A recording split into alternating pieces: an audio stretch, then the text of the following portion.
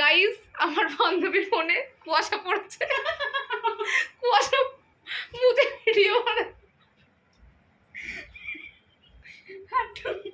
আমরা এত ঘুরেছি আর প্রত্যেকটা প্যান্ডেলে কি গান শুনেছি জানো শর্মিলা? কেন এত কাছে রয়েছে তুমি, আর একটা কি যেন খোঁজো খোঁজো কি এটা বলছিল জানি না।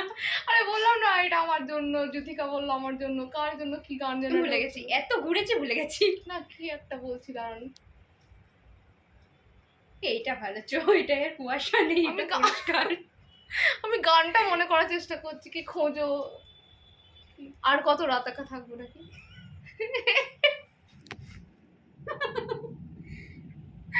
ব্যাপারটা হচ্ছে সামনের বছর ওর বিয়ে দিই, ও আর একা থাকতে পারছে না। আমি তোকে কখন বললাম আমি একা থাকতে পারছি না? রোজ রাতে শুয়ে শুয়ে কাঁদছে। ফালতু। 25-এ দিয়ে দেবো, আপনারাও নিমন্ত্রণ পাবেন, চলে আসবেন, ওই ঠিকানা দিয়ে দাও।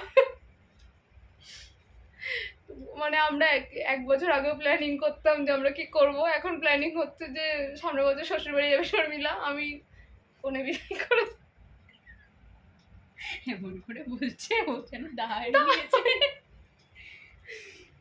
তো কি জানো আজকে শুভ সপ্তমী, সবাই ভালো করে পুজো কাটাবেন। আমার পুজো কাটানো হয়ে গেছে, ওরও হয়ে গেছে, হয়ে গেছে তো। বল আজকের মতো টাটা। আজকের মতো টাটা। যদি বল আমাদের কোনো এবার channel আমরা নেই। দুটো রিলস বানাবো, দিয়ে সমাপ্তি। সমাপ্তি আজকের মতো, এন্ড ফর দ্য ডে। কিন্তু আমার কেমন একটা ছাপড়ি ছাপড়ি লাগছে। এটা দিস না।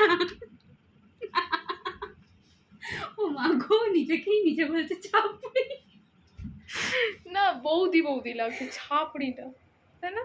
হ্যাঁ, তাহলে ভাব কার জরুরি বেশি বিয়ে করার। আমি আমি লুকের জন্য বলেছি যে আমাকে লুকের জন্য আমি ছাপড়ি তোকে বলেছি আমি রাতে কাঁদি, শয়তান। বললি তোর একটু আগে।